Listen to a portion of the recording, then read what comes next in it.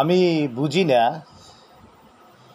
মাজার পূজারীরা কেন যে ঈদে মিলাদুন্নবী নাম দিয়ে আমাদের প্রিয় মহানবী হজরত মুহাম্মদ সাল্লাল্লাহু আলাইহি সাল্লামের জন্মদিবসের নামে পালন করে, জশ্নে জুলুস করে, উরুস করে, গরু জবাই করে, সিন্নি দেয়, জিলাপি বিক্রি করে, জিলাপি বিতরণ করে। প্রকৃত অর্থে বলা হয় যে 570 খ্রিস্টাব্দের 12 রবিউল আউয়াল খ্রিস্টান তথা ঈসা আলাইহিস সালাম যেদিন দুনিয়া থেকে বিদায় হয়েছেন ওই দিন থেকে গণনা করে খ্রিস্টের অব্দ বা ইংরেজি বছরের হিসাব চালু হয়েছে। আর আমাদের মহানবী হজরত মুহাম্মদ সাল্লাল্লাহু আলাইহি ওয়াসাল্লামের জন্ম এই খ্রিস্টাব্দ তারিখেই হয়েছে, সময়েই হয়েছে। তখন যেহেতু আরবি তারিখ গণনাই হতো না, আরবি তারিখের কোনো প্রসঙ্গই ছিল না। আরবি মাস 29 এবং 30 তারিখেই হয়, আবার প্রতি 36 বছর পরে একই দিনে একই সময় পায়। সুতরাং আরবি বছরকে ক্যালেন্ডারের যুক্ত করে হিসাব করে কোনো প্রকারেই 570 খ্রিস্টাব্দের 12 রবিউল আউয়াল হবে না।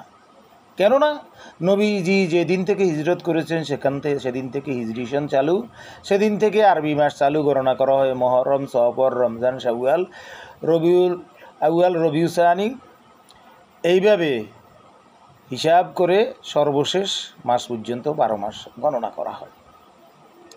তাহলে 12 রবিউল আউয়াল 570 খ্রিস্টাব্দে কোথায় পেল? আব্বাসী নামক, এনায়েতুল্লাহ আব্বাসী নামক মাজার পূজারী বন্ড মুশরিক কাফের এবং তার এক অছাত্র কুছাত্র জাতীয় মসজিদ বাইতুল মোকাররমের খতিব মুফতি আব্দুল মালেক সাহেবকে এই ঈদে মিলাদুন্নবীর প্রসঙ্গকে কেন্দ্র করে এমন কিছু অশালীন কুরুচিপূর্ণ ভাষা ব্যবহার করেছেন, যাহা ভাষায় প্রকাশ করাও যেন যায় না। তাহলে এই আব্বাসী গাবগাছিরা, মুনাফিক কাফির জাহান্নামী মাজার পূজারী বন্ড বিদাতিরা কোথায় পেল?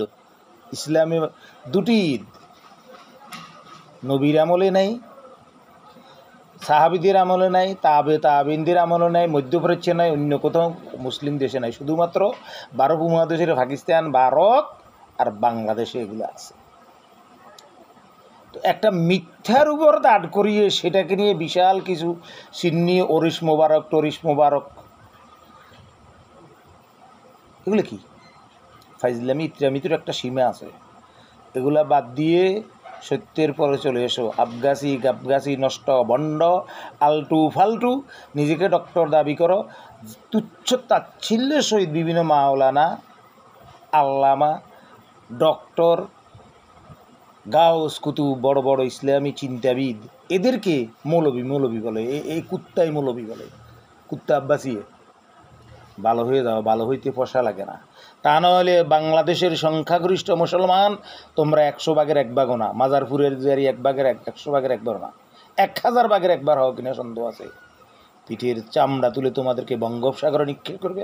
না হইলে তোমাদের পীর কেবলা যান তথাকথিত কয়দিন আগে যে আগুনে পুড়িয়ে তার লাশটাও শেষ করে দিয়েছে, তোমাদেরকে কতল করে আগুনে পুড়িয়ে সেই লাশের চাই গঙ্গাতে ফেলবে, মুসলমানদের আয়ত্তের কোনো নদীতেও ফেলবে না। সুতরাং কাফের মুশরিক আবগাছি গাবগাছিরা কথা বলতে হিসাব করে বলে সাবধান হয়ে যাও। আসসালামু আলাইকুম।